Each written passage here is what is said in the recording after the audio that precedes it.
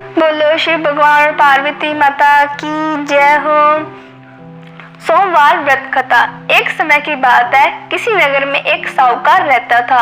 उसके घर में धन की कोई कमी नहीं थी, लेकिन उसकी कोई संतान नहीं थी। इस कारण वह बहुत दुखी था, परंतु प्राप्ति के लिए वह प्रत्येक सोमवार व्रत रखता था और पूरी श्रद्धा के साथ शिव मंदिर जाकर भगवान शिव और पार्वती की पूजा करता था। उसकी भक्ति देखकर एक दिन मां पार्वती प्रसन्न हो गई और भगवान शिव से उस साहूकार की मनोकामना पूर्ण करने का आग्रह किया। पार्वती जी की इच्छा सुनकर भगवान शिव ने कहा कि हे पार्वती, इस संसार में हर प्राणी को उसके कर्मों का फल मिलता है और जिसके भाग्य में जो हो उसे भोगना ही पड़ता है। लेकिन पार्वती जी ने साहूकार की भक्ति का मान रखने के लिए उसकी मनोकामना पूर्ण करने की इच्छा जताई। माता पार्वती के आग्रह पर शिव जी ने साहूकार को पुत्र प्राप्ति का वरदान दिया, लेकिन साथ ही यह भी कहा कि उसके बालक की आयु केवल 12 वर्ष होगी। माता पार्वती और भगवान शिव की बातचीत को साहूकार सुन रहा था। उससे ना तो इस बात की खुशी थी और ना ही दुख।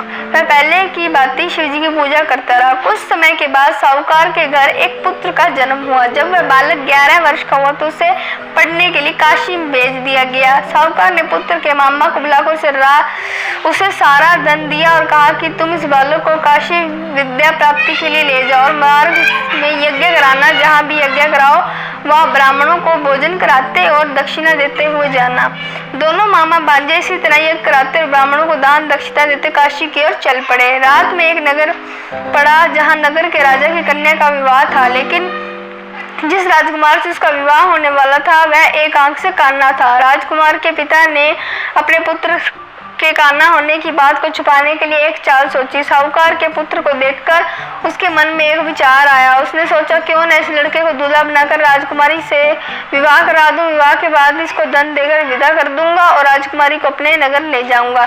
लड़के को दूल्हे के वस्त्र पहनाकर राजकुमारी से विवाह करा दिया गया, लेकिन साहूकार का पुत्र ईमानदार था। उसे यह बात न्याय संगत नहीं लगी।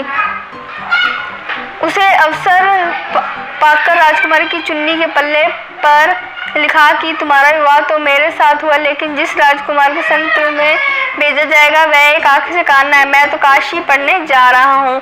जब राजकुमारी चुन्नी पर लिखी बातें पढ़ी तो उसने अपने माता पिता को यह बात बताई। राजा ने अपनी पुत्री को विदा नहीं किया, जिससे बारात वापस चली गई। दूसरी ओर साहूकार का लड़का और मामा काशी पहुंचे और वहां जाकर उन्होंने यज्ञ किया। जिस दिन लड़के की आयु 12 साल की, उसी दिन यज्ञ रखा गया। लड़के ने अपने मामा से कहा कि मेरी तबीयत कुछ ठीक नहीं है। मामा ने कहा कि तुम अंदर जाकर सो जाओ। शिवजी के वरदान अनुसार कुछ ही देर में उस बालक के प्राण निकल गए। मृत भांजे को देखकर उसके मामा ने विलाप शुरू किया। संयोगवश उस समय शिवजी और पार्वती उधर से जा रहे थे। पार्वती ने भगवान से कहा, स्वामी, मुझे इसके रोने के स्वर सहन नहीं हो पा रहे हैं। आप इस व्यक्ति के कष्ट को अवश्य दूर करें। जब शिवजी मृत बालक के समीप गए तो उन्होंने बोले कि यह उसी साहूकार का पुत्र है जिसे मैंने 12 वर्ष की आयु का वरदान दिया। अब इसकी आयु पूरी हो चुकी है, लेकिन मृत भाव से विभोर माता पार्वती ने कहा कि हे महादेव, आप इस बालक को और आयु देने की कृपा करें, अन्यथा इसके वियोग में इसके माता पिता की तड़प कर मर जाएंगे। माता पिता के आग्रह पर भगवान शिव ने उस लड़के को जीवित होने का वरदान दिया। शिवजी की कृपा से वह लड़का जीवित हो गया। शिक्षा समाप्त करके लड़का मामा के साथ अपने नगर की ओर चल दिया। दोनों चलते उसी नगर में पहुंचे जहाँ उसका विवाह हुआ था।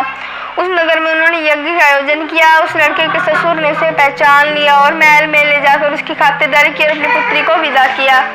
इधर साहूकार और उसकी पत्नी भूखे प्यासे रहकर बेटे की प्रतीक्षा कर रहे थे। उन्होंने प्रण रखा था कि यदि उन्हें बेटे की मृत्यु का समाचार मिला तो वह भी प्राण त्याग देंगे, परंतु अपने बेटे के जीवित होने का समाचार पाकर वह बेहद प्रसन्न हुए।